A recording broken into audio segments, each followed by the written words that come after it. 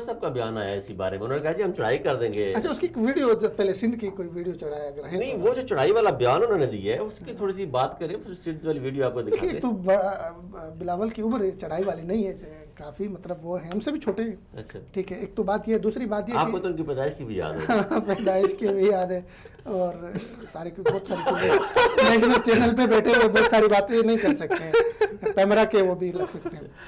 मसला ये कि देखिए, बिलावल भुट्टो साहब ने सीन में बैठ के ये बयान दिया है, और जाहिर है ये बयान किसी और वजह से नहीं दिया, बल्कि बाप पकड़ा गया, उसका खुद पकड़ा जा रहा है, इस वजह से वो अंदर का जो गुस्सा है, गुस्सा किस बात पे, इस बात पे नहीं है कि हुकूमत ने गैस महंगी की, गुस्सा इस बात पे नहीं है कि हुकूमत जो है ना वो टैक्स लगा रही, गुस्सा ये नहीं है।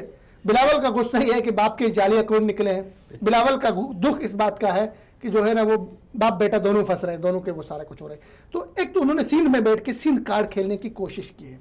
ये हमारे यहाँ सियासतदानों का सबसे मकरूह और गंदा चेहरा यह है कि हमेशा वो जो खेलते हैं उस सिंध की हालत पे एक वीडियो आजकल सोशल मीडिया पे जरा है, वो जरा प्रोड्यूसर पे वो जरा सिंध की हालत जार की वीडियो दिखाएं जी, किस सिंध की ये बात करते हैं हमारे सियासतदान और किस धड़ल्ले से करते हैं।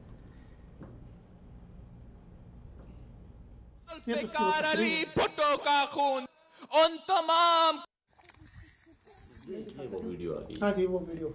अच्छा, ये जा रहे हैं स्कूल, हाँ ये बच्चे स्कूल जा रहे हैं, ये दलदल कीचड़ ये सारा क्रॉस करके ये जा रहे हैं स्कूल, और इनके साथ इनका बेचारों का मास्टर साहब भी हैं। अच्छा, यहाँ पे मौजूद हैं। देखिए, छोटे बच्चे। पूछना ये था उबैद साहब कि भुट्टो जिंदा है या मर गया, देखें जरा। भुट्टो इसी दलदल के नीचे है, इसी दलदल के नीचे, इसी कीचड़ के मरना नहीं था, लेकिन इन्होंने मारा है उसको।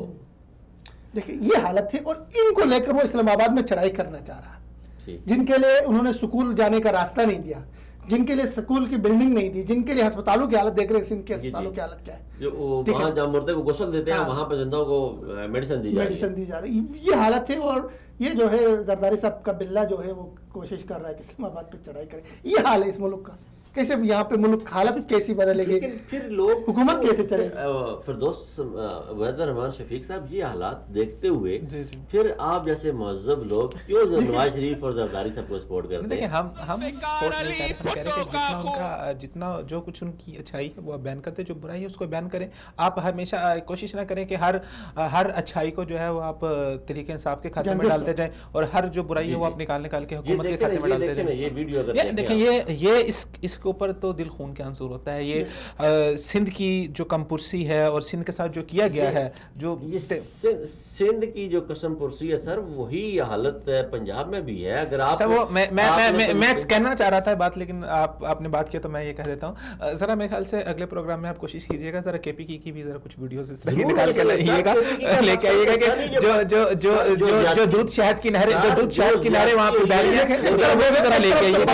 बात देखिए, बात ये है, लेकिन 5 साल और 40 साल का तो तकाबुल नहीं किया जाएगा। यहाँ तो भुट्टो जिंदा है। कोई केपी में कुछ जुल्म हुआ है, वो पाकिस्तानी है, हमारे भाई है, हमारे साथ हमारी नस्लों के साथ जुल्म हुआ है, उस पर बात होनी चाहिए, चाहे वो नवाज शरीफ, हम पूरे पाकिस्तान की बात करेंगे, पूरे पाकिस्तान की बात करेंगे। सारे एक जैसे मुजरम है। जिसने इस मुल्क के साथ ज्यादती की है, वो देख रहे उस दिन उन्होंने वो सिंध असेंबली में उन्होंने कहा जी दुआ करें मौलवी साहब की, जिसने मुल्क को लुटा अल्लाह करे सारे घर को। मैं तो कहता हूँ आमीन, वो उन्होंने कहा नहीं, हम नहीं कहते आमीन।